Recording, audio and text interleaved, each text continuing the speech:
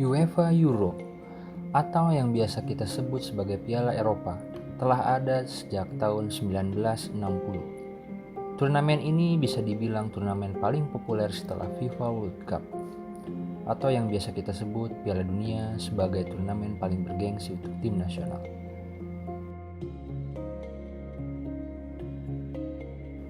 Edisi pertama UEFA Euro hanya menyertakan 4 tim, yaitu Cekoslovakia, Prancis, Uni Soviet, dan Yugoslavia.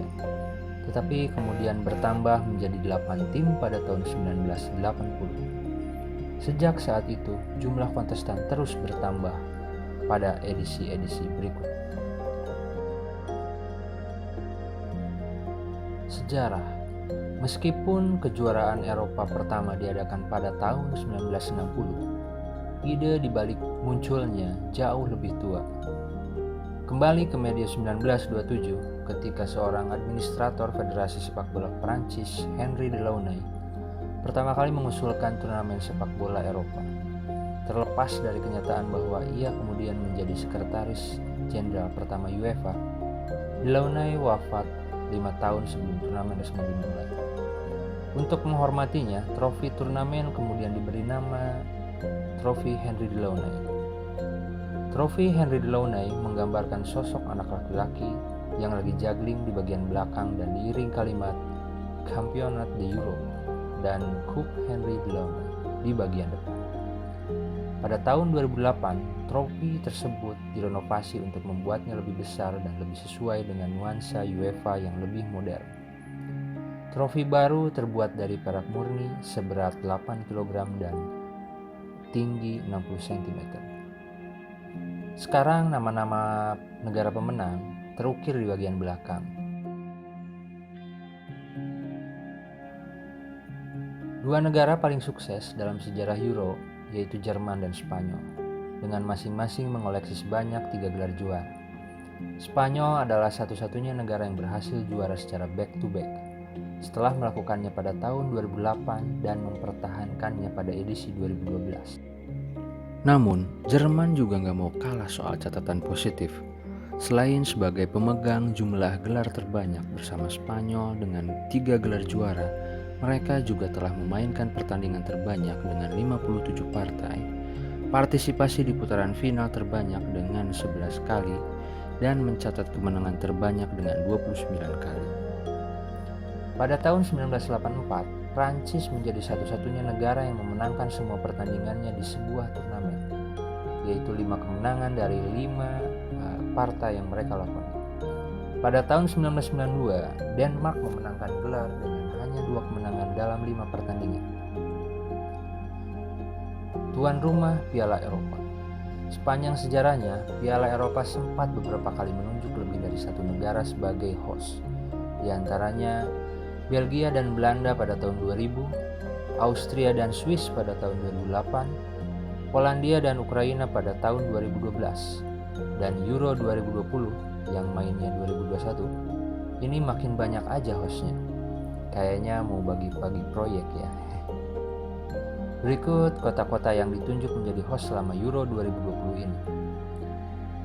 Ada di Amsterdam, Belanda, di Baku, Azerbaijan, Bilbao di Spanyol, Bukares di Rumania, Budapest di Hungaria, Copenhagen di Denmark, Dublin di Irlandia, Glasgow di Skotlandia, London di Inggris, Munich di Jerman, Roma di Italia, dan Saint Petersburg di Rusia. Dari 12 kota tersebut, 2 kota dicoret karena alasan jumlah penonton dan komersial, yaitu Dublin dan Bilbao yang digantikan oleh Sevilla. Tim tersukses di Piala Eropa.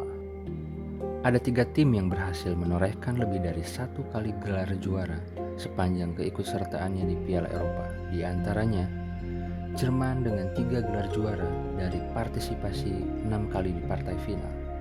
Lalu diikuti Spanyol dengan 3 gelar juara dengan 4 kali partisipasi di partai final. Prancis dengan 2 gelar juara dari 3 kali partisipasi di partai final. Dan terakhir, Italia yang berhasil merengkuh gelar juara pada edisi Euro 2020 berhasil meraih gelar sebanyak 2 kali dari 4 kali partisipasi di partai final. Dan sisanya dibagi rata buat Republik Ceko, Portugal, Denmark, Yunani, Belanda, dan Uni Soviet dengan masing-masing mengoleksi 1 gelar juara.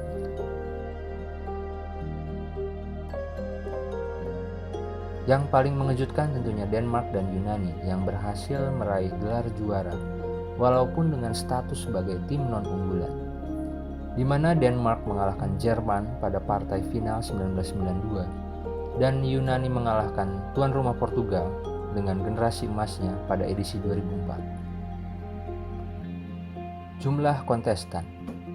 Jumlah kontestan Euro dari awal hingga seterusnya terus bertambah.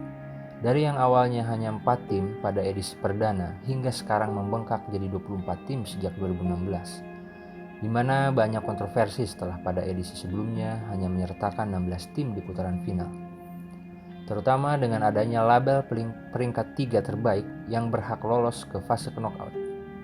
Portugal jadi tim yang berhasil manfaatin peluang ini dengan berhasil merebut gelar juara setelah hanya menjadi peringkat 3 terbaik dengan 3 hasil seri di fase grup. Top skor Euro. Sampai dimulainya Euro 2020 ini, gelar top skor Euro masih dipegang oleh Michel Platini dan Cristiano Ronaldo dengan torehan 9 gol.